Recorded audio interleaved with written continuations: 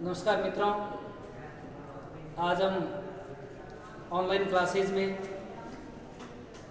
कक्षा 12वीं के प्रथम अध्याय भारत का वैभवपूर्ण अतीत पढ़ने जा रहे हैं। ठीक है, देखिए भारत के वैभवपूर्ण अतीत के बारे में अपन देखते हैं तो भारत एक कोई भूखंड नहीं है, बल्कि यह एक भौगोलिक इकाई है। क्या है? अपने आप में भौगोलिक इकाई है। ठीक है, जैसा विष्णु पुराण में उल्लेख मिलता है, विष्णु पुराण में उल्लेख मिलता है कि समुद्र के उत्तर एवं बर्फीले प्रदेश के दक्षिण का भूभाग क्या कहलाता है? भारत। क्या कहलाता है? इंडिया, हिंदुस्तान, आर्यावर्त के नाम, जम्बू द्वीप आदि के नाम से जाना जाता है। ठीक है, भारत के प्राचीन नाम आर्यावर्त, जम्बू द्वीप आदि माने जाते हैं। ठीक है, अब आज हम इस अध्याय में अध्ययन करने जा रहे हैं कि इतिहास को जानने के महत्वपूर्ण स्रोत। ठीक है, उससे पहले इतिहास में क्या आता है? हमारा गौरवान्वित अतीत। विभिन्न विद्वान अपने अपने तरीके से अलग अलग परिभाषाएं देते हैं, लेकिन इतिहास है क्या? हमारा गौरवान्वित अतीत जो हास हो चुका है, पतन हो चुका है, लेकिन आज हम उन्हें विभिन्न प्रमाणों और तथ्यों के आधार पर प्रमाणित करके उनके क्रियाकलापों को जो एक सुव्यवस्थित कालक्रम के अनुसार लेखन करते हैं, वही हमारा क्या कहलाता है? इतिहास का।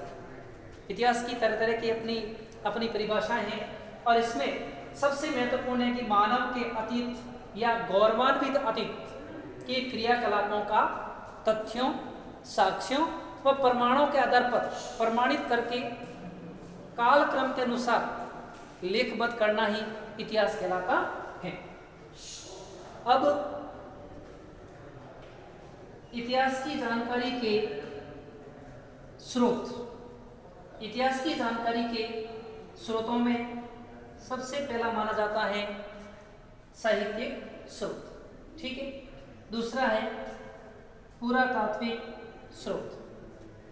साहित्यिक स्रोतों की अगर अपन बात करते हैं तो साहित्यिक स्रोतों में आता है धार्मिक साहित्य, धर्मेतर साहित्य और वंशावली।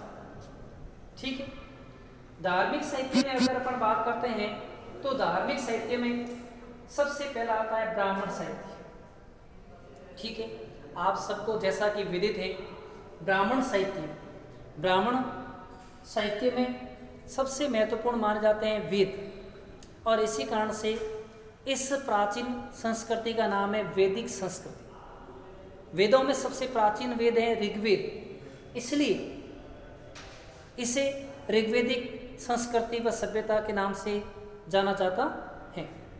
अब अगर अपन बात करते हैं इसके बाद में वेदांग, तो हमारे यहाँ पर कुल कितने वेदांग माने गए? 6। कितने माने गए? 6। पुराण कितने हैं? 18। उपनिषद कितने हैं? 108। ब्राह्मण साहित्य में विशेष तौर से वेद 4। कौन कौन से वेद? ऋग्वेद, यजुर्वेद, सामवेद और अथर्ववेद। ऋग्वेद में कितने मंडल? 10 मंडल, 1028 सूक्त या श्लोक हैं। ठीक है, वेदों को समझने के लिए किसकी रचना की गई? वेदांग की। वेदांग कितने हैं? 6। शिक्षा, कल्प, व्याकरण, निरुक्त, छंद और ज्योतिष, ये 6 वेदांग हैं। ये वेदों को समझने के लिए वो बनाए गए हैं। इसके अलावा अपन देख सकते हैं पुराण, विष्णु पुराण, मत्स्य पुराण, गरुड़ पुराण, शिव पुराण, है ना, ये टोटल है 18 पुराण, और 108 उपनिषद। उपनिषद का मतलब है गुरु के समक्ष बैठकर शिष्यों के द्वारा जो ज्ञान है उसको लेखबद्ध किया गया है। वो किस में किया गया? उपनिषदों में। जैसे कठ, कैन, मुंड आदि उपनिषद, मुंडकोपनिषद के अंदर हमारा जो सबसे महत्वपूर्ण भारत का ध्येय वाक्य कौन सा? सत्यमेव जयते की जानकारी प्राप्त होती। ये हमारे इसके अलावा आते हैं आरण्यक। आरण्यक का मतलब होता है जंगल में गुरुजनों के द्वारा शिष्यों को दिया गया ज्ञान और उसको लिपिबद्ध किया गया, क्या कहलाता है? आरण्यक। ठीक है। इसी तरह से अपन देखने जाते हैं वेदों में तो ऋग्वेद, जिसमें 10 मंडल और 1028 सूक्त या श्लोकों में ये पूरा बना हुआ छंदबद्ध। ऋग्वेद का उपवेद है आयुर्वेद, यजुर्वेद का उपवेद है धनुर्वेद, सामवेद का उपवेद है गंधर्ववेद और अथर्ववेद का उपवेद है शिल्पवेद। इसमें आपके एग्जाम में प्रश्न पूछा जा सकता है कि ऋग्वेद का उपवेद कौन सा है, तो क्या आएगा? आयुर्वेद। यजुर्वेद का उपवेद कौन सा है, तो आपका आएगा धनुर्वेद। सामवेद का उपवेद कौन सा है, तो आपका आएगा कौन सा? गंधर्ववेद। और अथर्ववेद का उपवेद है वो शिल्पवेद। ठीक है। वेदांत, वेदों को समझने के लिए किसकी रचना की गई थी? वेदांत की। यहाँ बात होगी।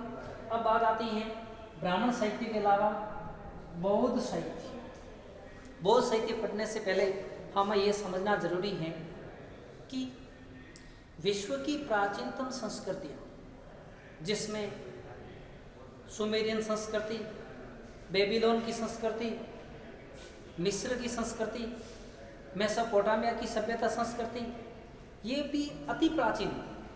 भारत की संस्कृति व सभ्यता भी प्राचीन है, लेकिन विश्व में कई संस्कृतियां मिट गई हैं, अस्तित्व ही मिट गया है। लेकिन भारत की संस्कृति का जो वट वृक्ष वैदिक काल से चला रहा था, वो आज भी हमें देखने को है वो मिलता, यानी उसकी शाखाएं जरूर ध्वस्त हुई। विदेशी आक्रमणकारी हमारे यहाँ पर आए, विदेशी पूर्ण, कुषाण, शक, तुर्क, अफगान, मुगल, यूनानी, अफगानी, तुर्की, बहुत सारे विदेशी हमारे यहाँ पर आक्रमणकारी आए।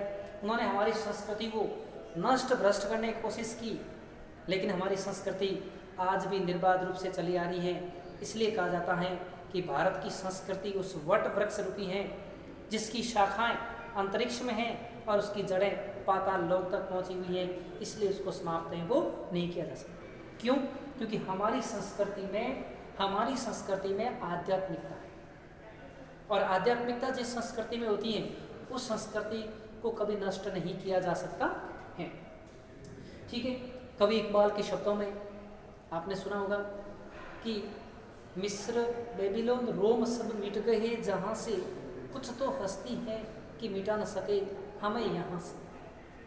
ठीक है। इसी तरह से हम देखते हैं साहित्यिक